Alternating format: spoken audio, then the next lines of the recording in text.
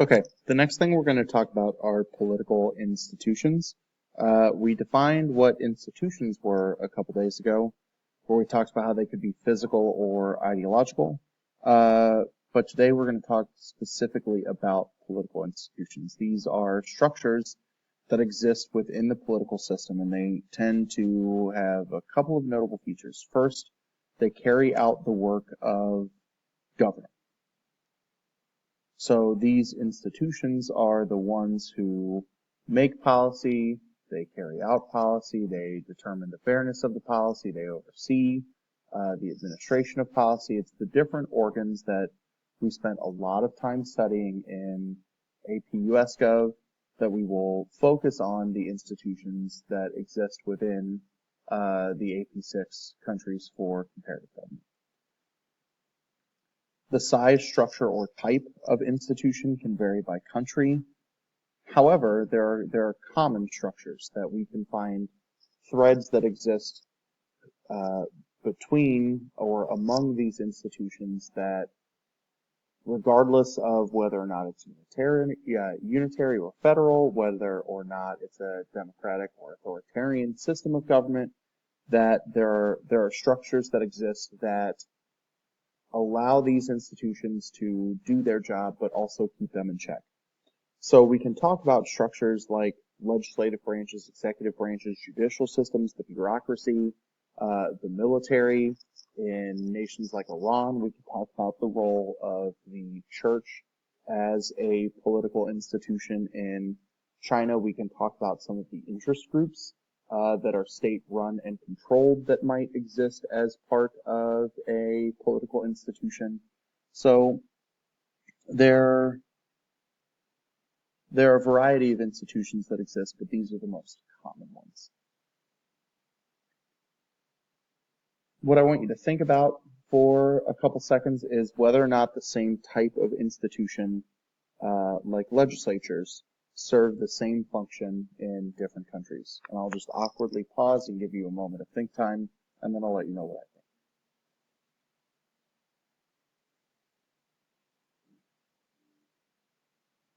I think. Okay, so the obvious answer to this question is no. Because not all legislatures were created equally, not all executives were created equally, that just because a legislature exists does not mean that it has the same type of power or does the same thing in every different nation. And we'll talk about why that might necessarily be true across the next couple of slides.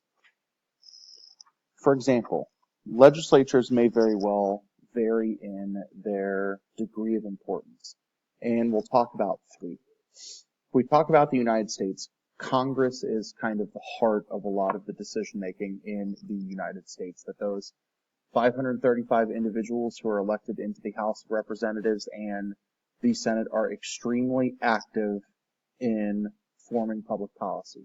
That these people tend to be the architects of the policies, or they tend to be deeply in touch with interest groups or an individual from a bureaucracy who may have a policy that they want to put into action, and Congress will functionally determine the rules for that law, and they will make these policies happen. If we talk about the House of Commons in Britain, that again, their role is a little bit differently, that they will pass public policies, but they will take the policy ideas that are initiated by the cabinet, that legislative ideas roll downhill from the bureaucracy or the cabinet in the United Kingdom onto the desks of the MPs in the United Kingdom. This body will then deliberate those policies proposed by the bureaucracy, and then they'll formally enact that legislation. So it sounds like they do something similar to that of the U.S. Congress, right? They both pass laws, and yes, that's the job of legislatures. But the U.S. Congress may have a little bit more control over the entirety of the legislative process, whereas the House of Commons in the United Kingdom is the second step in the legislative process. These two are radically different than what the National People's Congress looks like in China. The National People's Congress, their legislative body, is nothing more than a tool of party leaders. The National People's Congress meets for something like 2 weeks, once, maybe twice a year. They will listen to what the party leaders have to say. They will listen to the Politburo Standing Committee, the president, the premier. They will listen to people infinitely higher on the food chain than them, and then they will rubber stamp the decisions made by those people. There might be low-level degrees of deliberation, but they don't get to amend, they don't get to change the policy. Policy is made before it gets to those people, and all those people do is say, yeah, that's a good idea, we should do that. So that's different from the United States or the United Kingdom's legislatures. Next is talking about separation of powers versus fusion of powers. And again, we talked about this a little bit last year. We function in a separation of powers system where government power is divided into several different bodies that can check the authority or the power of another body. Each branch of the United States government has to check and balance authority over each other body that exists, so we should be familiar with this.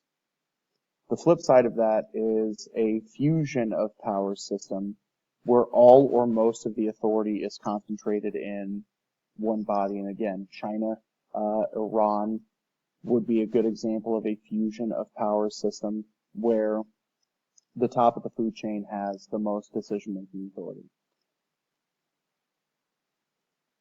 So here's another discussion question for you. Here you'll see a sample from the writings of Baron de Montesquieu, who talks about why he believes separation of powers are necessary. So the question I want you to think about for the next couple of moments is separation of powers necessary for liberal democracies, which we talked about in the section 2 lecture? Is it necessary for those to exist? This I'm not going to necessarily give you an answer for, that I want you to write your answer to this question. I want you to show it to me, because this will be something that is prime picking for a potential question on the Unit 1, Section 2 quiz, and potentially even on the test. So write your answer down, be able to either show it to me on paper or submit it to me via email or Google Classroom. Regardless of whether or not there's separation versus fusion of powers, we'll talk about specific types of political institutions that exist, and we have a framework for comparing these types of institutions across the different nations that we studied this semester. So first we'll talk about an executive office, an executive branch, and the job of this is to wield executive power to carry out the laws and policies of the state. In some instances, the executive office is the head of state, where they symbolize and represent the people, and the head of state may or may not have policy-making power. Remember the kind of disjunct that we had in comparing the role of the Prime Minister in the United States, or the Prime Minister of the United Kingdom and the Queen of the United Kingdom. One of those individuals is the head of state that has symbolic authority. One of those individuals is the head of government, and they're actually in charge of running the government. So if you look at the description of these two people and wanted to talk about the UK, the Queen would be the best example of the head of state, right? She is beloved by the people, that everybody wants to know what the Queen or the royal family is doing. And the Queen, in the current iteration of the UK's government, has a little bit of authority where she has some advising and consent power, but really she just is kind of there to do queenly things. Where the Prime Minister is the head of government, they're the one in kind of charge of making sure the government exists. And we can contrast this to the United States, where the American president functions as both the head of state and the head of government. In the executive office, we care about the chief executive. The chief executive is the person who is the most important individual in policymaking, and that can vary by the government of who has that authority. Cabinets also fall under the purview of talking about executive offices, that these are the most important decision-making body in parliamentary systems, because these are the groups that create policy proposals before they roll down for the legislature to make decisions on. If we were to compare this to the United States, right, the cabinet, it becomes an important body, not necessarily for making decisions, but implementing the policies that are crafted by Congress. I think the most fruitful comparison we have to make is looking at the difference between a presidential system of government versus a parliamentary system of government. We should be familiar with a presidential system. We have that. That's what the United States is. We were the ones who kind of created that model and have kind of promoted it across the globe. When we talk about parliamentary systems, though, the UK will be the parliamentary model that we talk about from the Six Nations we study, and when we look at a lot of parliamentary systems throughout the world, they are kind of modeled off of what was done in the UK's parliament. So, in a parliamentary system, the first thing you need to know is that elections happen differently for choosing members of the legislative/executive branch. In a parliamentary system, it is your job to go vote for your legislator, your member of parliament. The majority party that wins in parliament then gets to pick who the chief executive is, who the leader of that body is, right? So the Conservatives are the current majority party in the United Kingdom, which means they got to choose their leader. It was David Cameron until he stepped down amidst the Brexit kerfuffle, and now it's Theresa May, the leader of the Conservatives. We talked about the head of state, right? That the Queen in the UK is a symbolic figurehead, and that tends to be true. That in any system, that the head of state tends to be ceremonial duties, period. The head of government does all of the day-to-day governing, so that would be like the prime minister, a premier, talking about a chancellor, that kind of stuff. A parliamentary system is a good example of a fusion of powers model, because the executive branch is selected from the legislative branch. So checks and balances exist to a small degree in this fusion of power system, but ultimately the parliament is the one that has the power, has the authority to do things.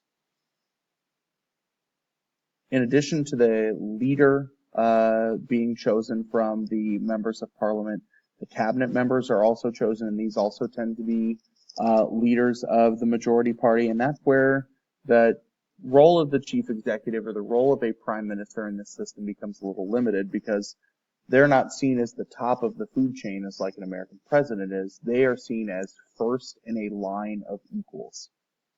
So this chief executive might not have a lot of autonomous power, separating them from the members of the cabinet, because they have to make sure their cabinet stays happy for them to stay in power. Also in parliamentary systems, there may be irregular intervals around elections, that some systems may have a window where here's how often elections have to happen. But in some systems, there are fixed intervals for when Parliament has to have their lectures. And the UK has changed. The UK is no longer an irregular system. They now have to have elections every 5 years. But there could be motions for votes of confidence or no confidence, which is a phenomenon we will talk about later.